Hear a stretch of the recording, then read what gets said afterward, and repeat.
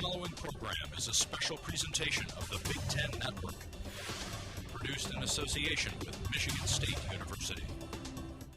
I'm Jim Peck. Welcome to MSU Today in snowy East Lansing, Michigan. Here's what's coming right now.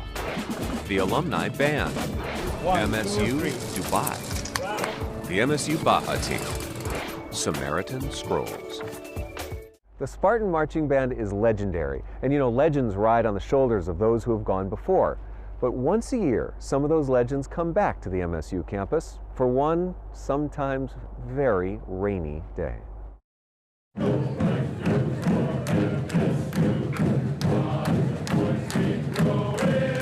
played trumpet. I was section leader my last year. 74 to 78. 2003 to 2007. I was 1969 to 1973. You're moving a little slower on those turns, though, I'll tell you that. Today's MSU Alumni Band. Every year for one dedicated football game, the alums take center stage.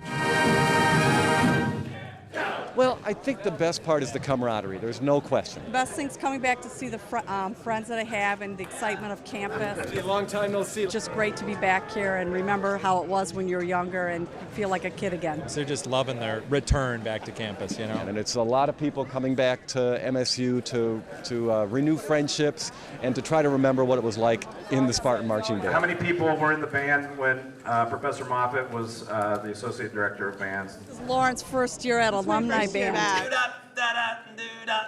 I've never missed in all my years. More of that kind of swinging shuffle. That's not the way Moffitt did it. We know that's not the way Moffitt did it. Being able to read the music because you need reading glasses. That's the hardest part. And it's a chance to connect over the generations. We make friends with students that are a couple of generations behind. We make friends with students who are, 10 years behind. So that's wonderful to make this connection. There's nothing greater in this job than to see the alums come back.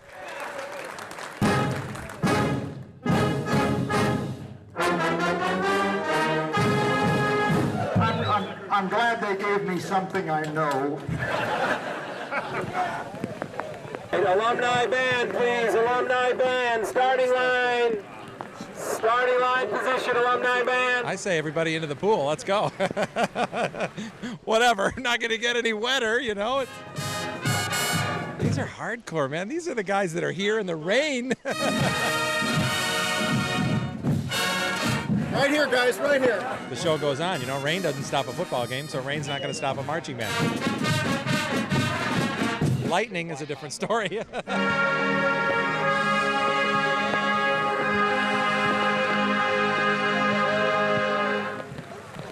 Remember to check left and right. Keep your guides on. Marching comes back just like you ride a bike. Once you learn how to ride a bike, you always can do it. Same thing with marching.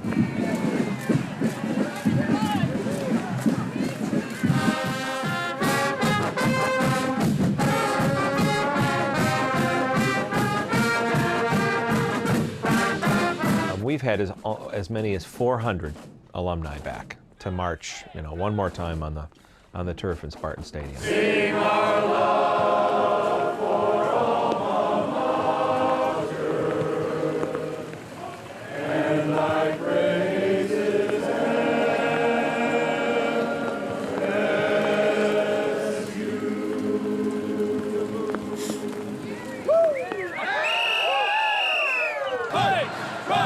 Fight! Victory for MSU! Woo! Woo! Got it! No, I didn't get it! It's okay now! Woo! Oh, they wouldn't let us go on the field because it was too wet. The amount of rain we were getting in such a short period of time, that's when they pulled the plug on allowing the bands to go on the field at halftime, which was unfortunate. We made the best of it and kind of created a standstill performance, but that was a bummer because a lot of folks came from a long way away to perform. I do believe the attendance of the Alumni Band shrunk just a little bit after halftime. A few folks probably beelined it out of there pretty quick. I would venture to guess that the reunion is not deemed successful or unsuccessful based on how well the marching show goes. They were good sports about it. So they got to see each other, but they got wet too. It's a real thrill for me to play with these guys. Ladies and gentlemen, you're tuned to an alumni marching band.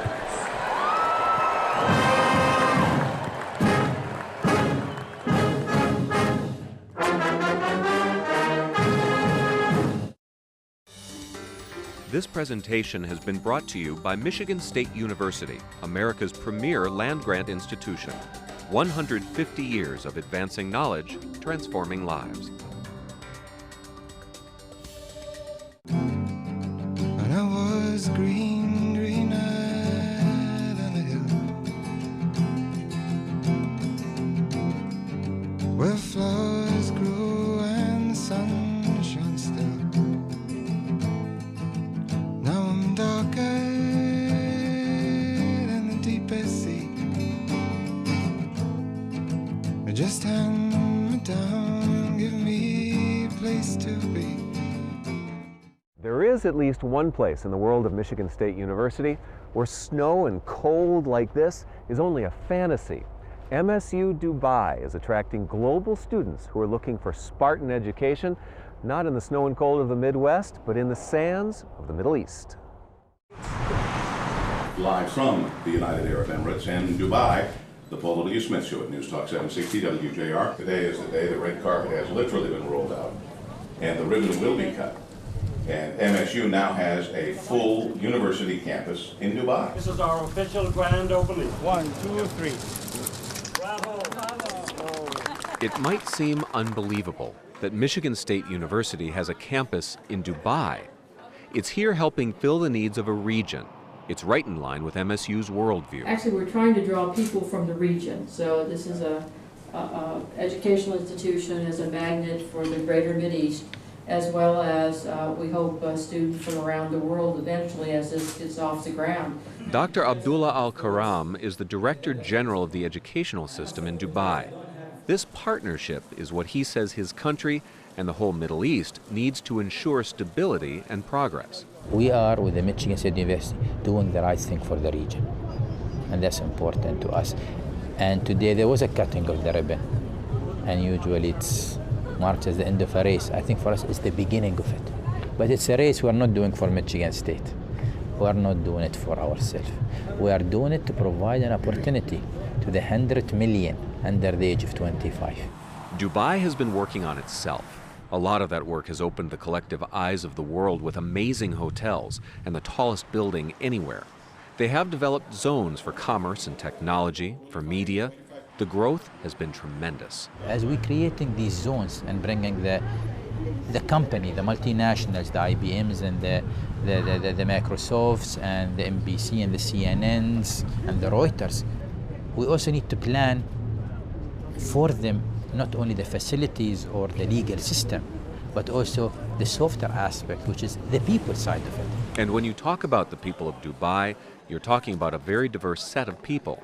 Everyone will tell you that about 80% of the population are expatriates, people from somewhere else who've come to Dubai. Mostly, they've come for work. Soon, you will find students from Afghanistan studying in American university here, from Iran, from Syria, from any country you want to. It's here. It's such an open place. Dubai is known to be very understanding of other cultures.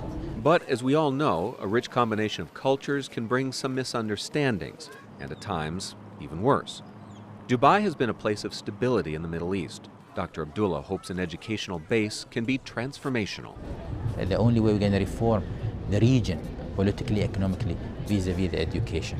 And that is the sustainable side, giving the large talent pool we have in here. The vision here is to use education as a tool for the common good. And a common good not simply to make Dubai richer in economic sense, but to make it richer in a cultural and social sense, and to have this be a model for the greater Mideast, for a society that can in fact function effectively within a global context. And so they have big dreams. And even though it's here in a building with a sign, with a couple of floors, but that's fine. That's a good starting point. I think we agreed on it. We will build as we go. Let's prove how strong is the concept, not from the building It's easy to build an infrastructure. Everybody else can do it. But let's build a strong academic foundation with a strong student achievement. That, and then it will grow. And they are coming. Getting a degree from an American university is something people around the world see as essential to success. But actually making the move to the U.S. just won't work for everyone. Some even go and check it out. I went to the States, but it was really, really cold for me. So I decided I wanted to, I wanted to go to an American university. That was really important, but the weather just didn't work, so I wanted to come back. This is the first class for MSU Dubai. When you talk with the students, you realize there's a kind of pioneer spirit to this place. This amazing, always growing place, rising in glass and steel from the sands. It feels very good that we are the first people to go, to step place in this university, and after 4 years we'll be the first graduate from the whole university. So this feeling is really great and overwhelming, so I think it's good. For Dr. Abdullah, MSU Dubai makes perfect sense, a perfect partnership. His people need world-class higher education. MSU is a top 100 university with deep roots around the world. You always have to go to your customer if they cannot come to you. And that applies for anything. And I think this is a testimonial of, yes, if the students are there, and we do understand the reasons why they cannot come, and they are a genuine reason, they should not be deprived the opportunity of doing so. So we'll go there for the right reason. Another piece of a global experience for the 21st century, and consistent with our land grant roots. So that phrase that I've been using in terms of land grant heritage, sort of world grant really is our destiny. What that will mean will be defined, I think, as we go along. You really need to manage both the access to the education and the quality of the education. Michigan State Universities meet both of these qualifications. It is the state university. It caters to the mass. It has a strong social aspect to it. And this is exactly what we want to. It has been long waiting, but it's here today. And I think the American dream is here today in higher education. It is a question of the future of Dubai. And because of where Dubai is, in the middle of what can be a turbulent part of the world, advancing knowledge really can transform lives. It starts with a need, and it's brought to life through a partnership. 50 years, 12 world-class research universities have worked together for the common good. Together, we offer more than 1,000 study abroad programs, over 75 million library volumes, and more than $6 billion in sponsored research. Together, we are at the heart of American higher education. Together, we are the Committee on Institutional Cooperation, the CIC. Better together. If you like dirt and mud and speed and learning how to build things, then the Society of Automotive Engineers and the MSU College of Engineering might have just what you're looking for. It's a dirty job, but, well, you know the rest. Okay, it's raining, it's muddy. What are we doing here today? This is the Michigan State Baja SAE Proving Grounds. We are the off-road racing team for Michigan State University. And we're going to be taking these cars out. You're going to be taking these cars out? You're going to let me do this or not, do you think? We can let you drive. We can let you drive a little bit today. Yeah, we're going to drive around on the grounds, roll it over a little bit, get a little muddy, get a little dirty. You're going to roll it over. I'm not going to roll it over. Right. How did this team get started? I mean, did you guys just decide to be fun to play in the dirt and the mud, or how did it come together? Oh, that's a little bit of it. The Society of Automotive Engineers sponsors a bunch of different collegiate design series teams, Baja SAE being one of them. Since the late 80s here at Michigan State, we've had a Baja SAE racing team. How is the team done? You guys compete, you're out there, you're running. Is it like a regular race circuit?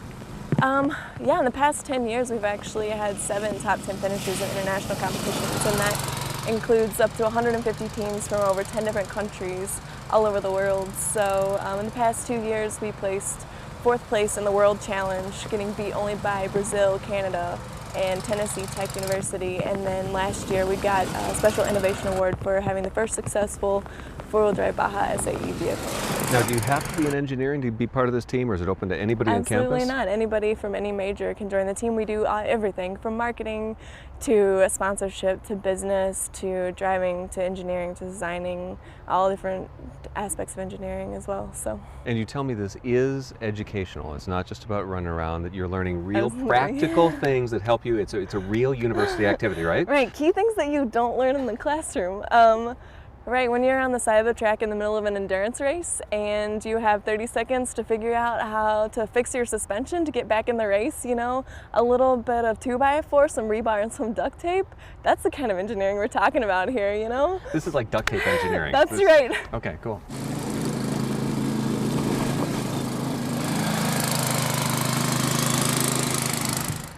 All right, Ken, so this looks pretty, you got a spot? Yeah, here? there's a little bit all over the place. That was nice. So was this like a typical day out here for you, or? I mean, it doesn't always get this wet, but yeah, this is what we do. And this is our test course. We come out here and do driving, and I mean, this is good because at the races, it could rain like this. So it's good to, you know, get testing in any type of weather, any type of conditions. And as long as it's not pavement, we can drive through it. This team is a complete team. We design the car, so we learn how to do that initially, and then you build the car that you've just designed, and then obviously the ultimate goal is to race and win. So you have to be able to do all three of those things well to be, you know, a good competitive team. Our shop is completely self-sustainable. We got every tool we need, which is real nice, with lathes and mills, you know, to make everything you see on this car that looks made by us, it was made by us. Well, the idea is to come out here and drive it hard and try and break it, because if something breaks, it means you didn't build it strong enough and you have to go back and redesign it. So we want it to break here on our course in controlled environments where we've got the tools and got the ability to check out what's wrong, go back and, you know, make it better. So when we're at the race doing our 4-hour endurance race, we're not going to see that same failure.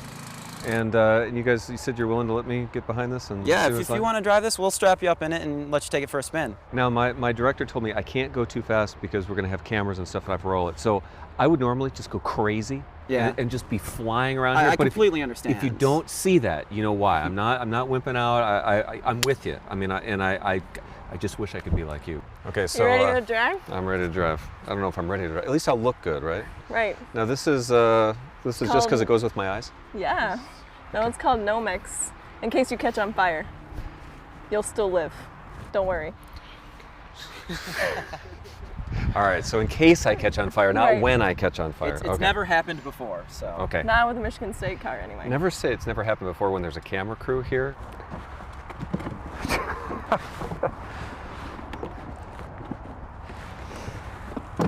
Is this made for tall guys? All right, you ready to go? I'm ready. All right, it's all yours.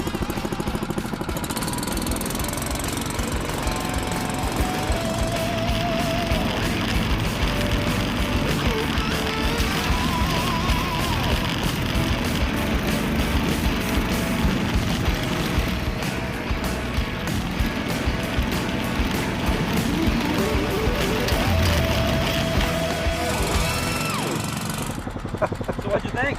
That was awesome. How'd it go? That was awesome. I got a little muddy. This is good. Yeah, you look a little different. Do I? You might need a shower. Okay. Well, that's But- good.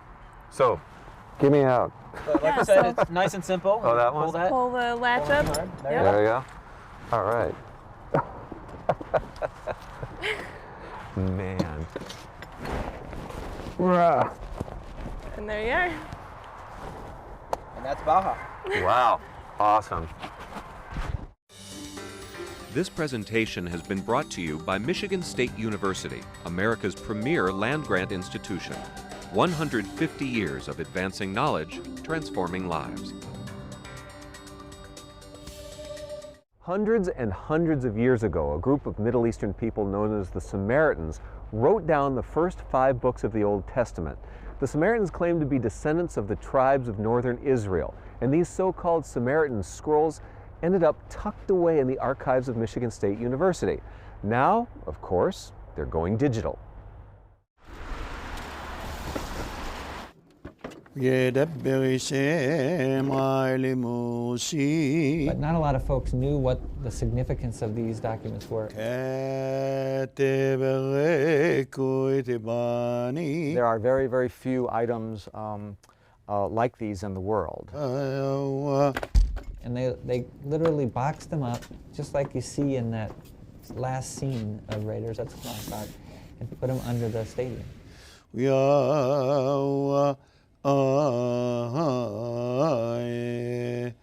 1950, it was placed under the football stadium in cardboard boxes, these 15th century scrolls. And there they sat until Professor Anderson came along and rediscovered them, really. And he identified the scrolls, realized they were extremely important. Some effort was taken to stabilize them. They had suffered some damage where they were stored. And then they were brought to special collections in university archives to be stored.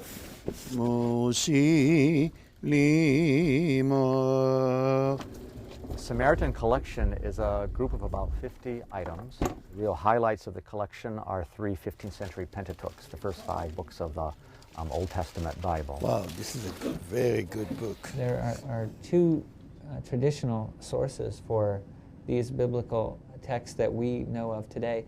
These documents represent a third. It will start in the book of Leviticus. Benny Tsaka, who's the Samaritan elder that we've been in contact with, asked that the university, do something with the scrolls. And there is a lot of titles about him. I contacted Benny through email. And it is, of course, this is a sheepskin. And asked him if, he would be interested in working with us on some sort of project. Is even Itama. And that's your scribe. Yeah. The lack of access to these materials has meant that they aren't as widely studied. So this is just a really simple mock-up of one of the ideas that we're trying to work on for the online version of the digitization project. What we want to try to do with this project is put them out there, make that set of resources available. We're putting the images online in high-resolution format, which allows you to zoom in and out from a large portion of the text to a smaller portion of the text. Folks are able to collaborate in a single digital space, but there's not one single annotation going on the text. Scholars working on a particular problem can identify colleagues, and they can share readings and interpretations in a very detailed way, even translations, on the actual documents themselves. These Pentateuchs can form important insights and provide important insights into the study of biblical scholarship. What's nice about this project is that we're working with a whole lot of different experts that all bring something unique to the table. And the reader, when you start, make like this. That's the material that's causing the most interest right now as far as making it accessible to a worldwide audience. There is an interest, it seems, from folks who are interested in biblical studies and just getting wind of this on blogs and things like that. Returning them or returning access to them to the Samaritan community. So we feel like we're maybe making a small contribution to that as well.